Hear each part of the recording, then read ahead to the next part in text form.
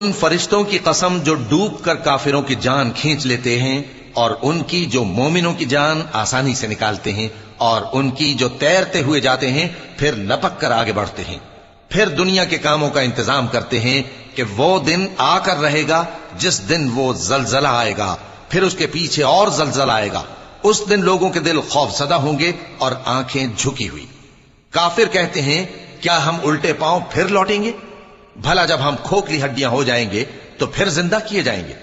कहते हैं कि ये लौटना तो सरासर नुकसान कर लौटना होगा। तो बस वो एक डांट होगी, उस वक्त वो सब मैदान हश्र में आ जमा होंगे। भला तुमको मूसा की हिकायत पहुंची है जब उनके परवरदिगार ने उनको पाक मैदान यानी तुआ में पुकारा और हुक्म दिया कि फिरौन के पास जाओ कि वो सरकश हो रहा है। फिर उससे कहो कि क्या तू चाहता है कि पाक हो जाए और मैं तुझे तेरे परवरदिगार का रास्ता बताऊं ताकि तुझ